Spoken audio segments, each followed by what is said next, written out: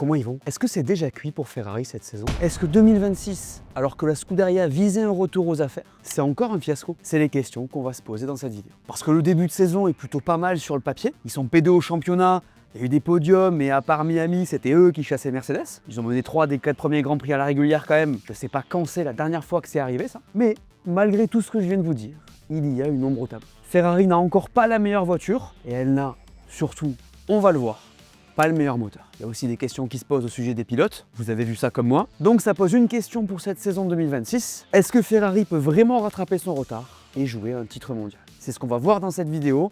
Et je vous préviens, il y a moyen que vous ne soyez pas d'accord avec moi. Restez bien jusqu'à la fin pour entendre mon avis. Allez, on en parle. Vous êtes encore plus de 40% à regarder les vidéos sans être abonné. C'est pas grave, mais c'est pas cool. Alors si tu veux nous envoyer de la force à mon équipe et à moi-même, abonne-toi, laisse-nous un grand pouce levé et surtout, profite de la vidéo. Allez, si tu peux et t'as le temps, mets-moi un boost aussi. C'est ce petit bouton là qui aide énormément à référencer les vidéos. C'est une nouveauté de YouTube. Merci à tous. Bougez pas, il y a un petit placement. Cette vidéo est sponsorisée par CyberGhost VPN.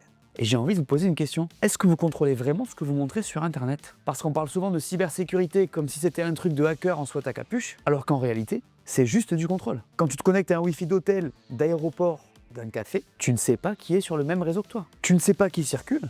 Et surtout, tu ne sais pas qui peut regarder. C'est là que CyberGhost VPN change tout. Tu l'actives, ton trafic est chiffré à 100% via un tunnel VPN sécurisé, ton adresse IP est masquée, tes données passent par des serveurs sécurisés dans plus de 100 pays, et grâce à leur politique stricte de no logs, même CyberGhost ne sait pas ce que tu fais en ligne. C'est pas spectaculaire du tout, c'est juste rassurant. Et moi, je l'utilise tout le temps. En voyage, sur les réseaux publics, même chez moi quand je veux être tranquille. Mais il y a aussi un autre avantage que j'adore, la liberté. Avec plus de 100 pays disponibles, tu peux choisir ta localisation en un clic. Et ça change tout pour le streaming. Un film dispo que sur le Netflix US? Une course automobile depuis l'étranger? Tu changes de serveur, tu rafraîchis la page et ça marche. Simple, basique. CyberGhost VPN, c'est plus de 38 millions d'utilisateurs, une note quasi parfaite sur Trustpilot et une appli dispo sur tous les appareils, donc iOS, Android, Mac, Windows, avec jusqu'à 7 connexions simultanées. Et aujourd'hui, j'ai une superbe offre pour vous, 83% de réduction et 4 mois offerts sur l'abonnement de 2 ans. Vous aurez aussi une garantie 45 jours satisfait ou remboursé, donc c'est pas un gros risque, et le support client est disponible 24 h sur 24. À un moment donné, les gars, en 2026, c'est juste une question de logique.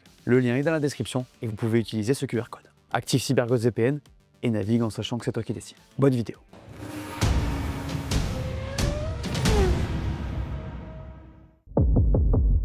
Ce début de saison de la Scuderia, est-ce qu'il est vraiment si mauvais que ça? Eh bien clairement, non. P2 au championnat à 70 points de Mercedes. Bon, c'est un peu loin en vrai, mais ça reste la deuxième force. 3 podiums en 4 Grands Prix avec uniquement des P3, mais à chaque fois c'était le max possible. Je l'ai dit, 3 Grands Prix menés sur 4 possibles. Bon, bah c'est mieux que l'an dernier, et faut le dire, il a fallu attendre la fin du Grand Prix de Miami pour leur tomber dessus. Parce que les gars, je sais pas si vous vous rappelez, mais sur le début de saison, le train de la hype, il est sur Ferrari. On parlait essentiellement de ça. De leur départ, de la lutte entre Leclerc et Hamilton qui nous régalait à fond, de l'espoir de les voir revenir sur le devant de la scène. On va se dire les choses. Il n'y a que depuis Miami et ses 6 et 8e places qu'on leur tombe dessus comme ça. Sur les essais hivernaux, on a très vite compris qu'ils avaient bien travaillé. C'est les seuls qui n'avaient pas de problème de fiabilité.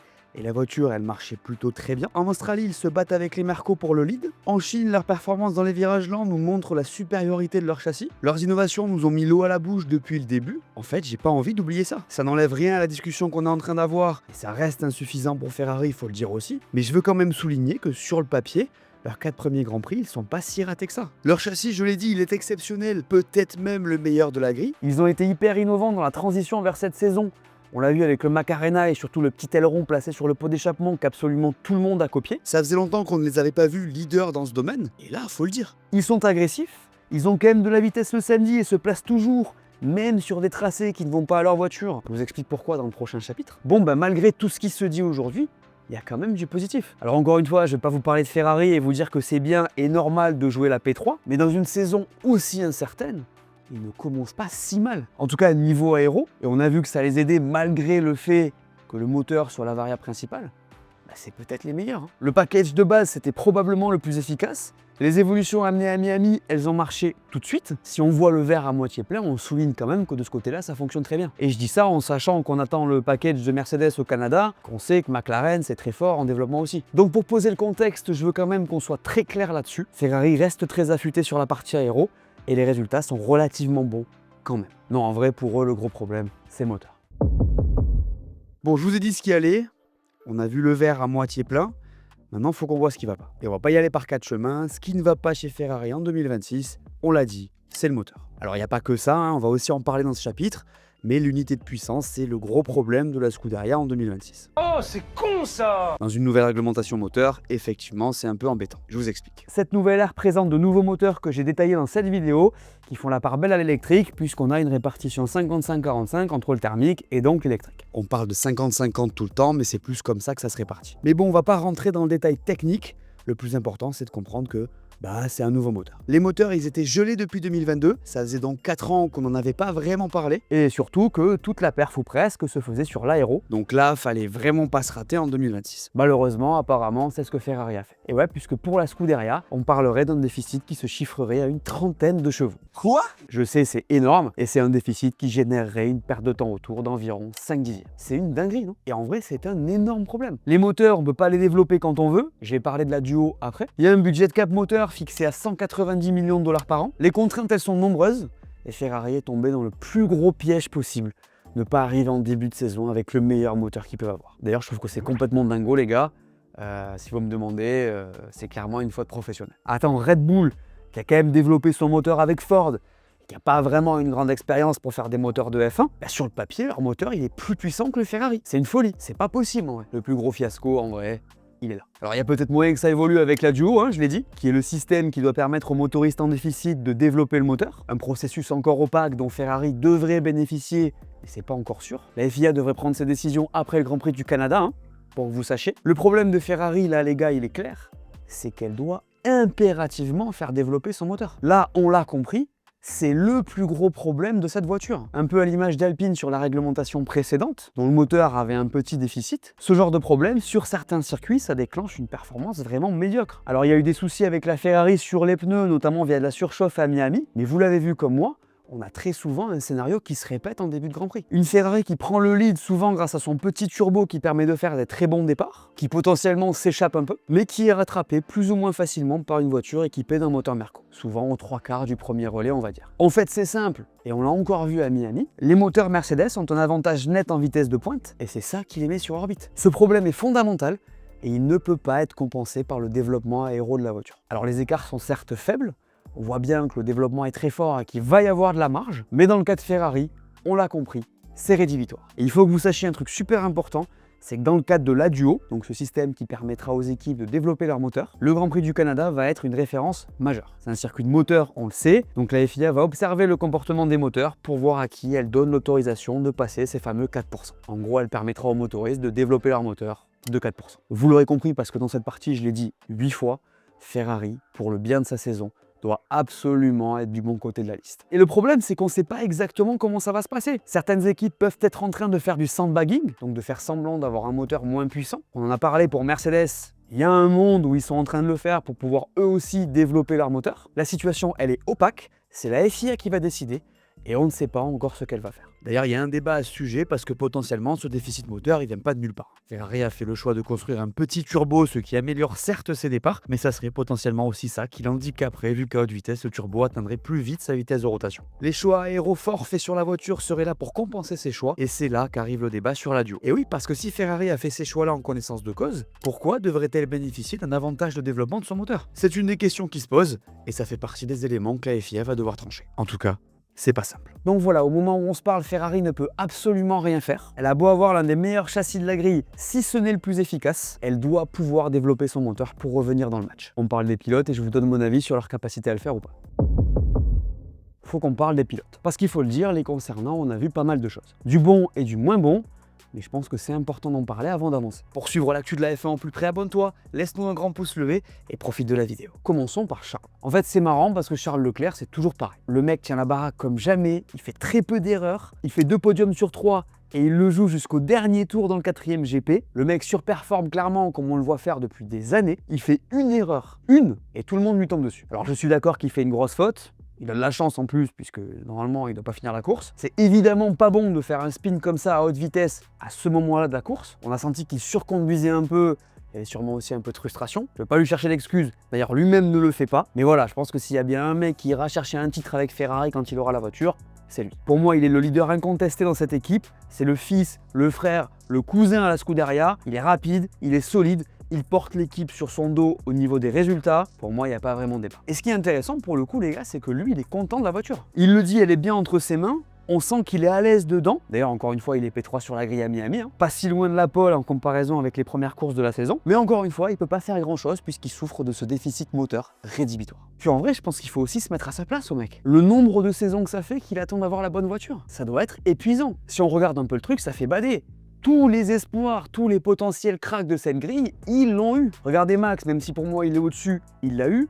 Bon, Lewis, c'est derrière nous. Norris, Piastri, c'était le cas sur les 2 dernières années. Et maintenant, potentiellement, c'est George Russell et Kimi Antonelli. Là, je vous parle de Red Bull, McLaren, Mercedes. Il manque un seul top team. On va se le dire, les gars, pour lui, à vivre au niveau du mental, ça doit pas être évident. Donc j'avoue, perso, je ne jetterai pas non plus la pierre, même si c'est vrai que cette erreur est très lourde pour lui et pour son équipe. Côté Lewis aussi, pour moi, c'est assez compliqué à lire. Il est incontestable qu'il fait un meilleur début de saison que l'an dernier.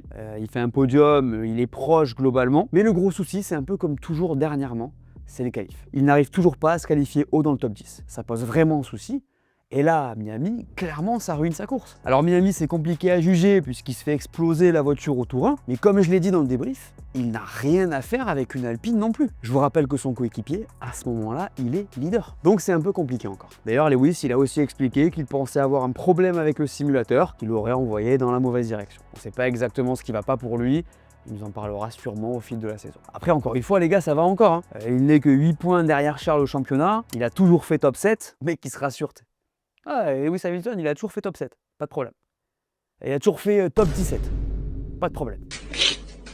Excusez-moi. Non, en vrai, ça reste correct. Et je pense qu'il va falloir continuer à observer pour comprendre si c'est le moment de la retraite ou pas. Après, je vais pas vous mentir, le concernant, je ne suis pas non plus serein. Bref, voilà pour les pilotes. Dites-moi ce que vous en pensez en commentaire.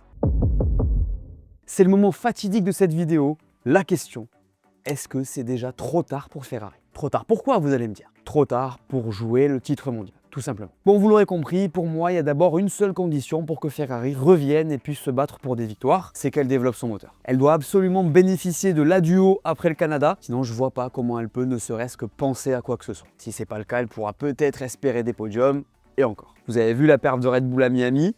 Le châssis était éclaté en début de saison, ça commence à mieux marcher et ça peut faire très mal entre les mains de Max. Bon, ça c'est la première condition. Maintenant, même s'ils avaient la possibilité de développer le moteur, de ce qu'il se dit, il faudrait attendre Spa pour voir la nouvelle spec arrière. À la base, on voulait l'avoir pour Monaco ou l'Espagne, mais à cause du long process d'homologation de l'upgrade par la FIA, a priori ça serait ça. Ce que ça veut dire, c'est que même s'ils étaient autorisés à développer, il y aurait 5 courses pendant lesquelles forcément ils subiraient. Donc le Canada, Monaco, Barcelone, Spielberg, Silverstone. Ça en fait des points à perdre. Alors là, si vous voulez ma vision, Mercedes amène un nouveau package à Montréal, McLaren amène la deuxième partie de leur évolution aussi, et là pendant minimum 5 courses, ça se bastonne entre les grilles et les oranges. Sauf peut-être à Monaco, où là pour le coup ça peut être pour Ferrari. Donc ça fait peut-être 4 courses de souffrance, même si Barcelone, c'est vrai que c'est un circuit où l'aéro prie. Voilà. Ensuite, encore faut-il que l'upgrade soit suffisante, que les concurrents ne puissent pas forcément développer ou qui ratent leurs évolutions, ça fait beaucoup de si. Vous savez ce que Rafael Nadal dit par rapport à ça.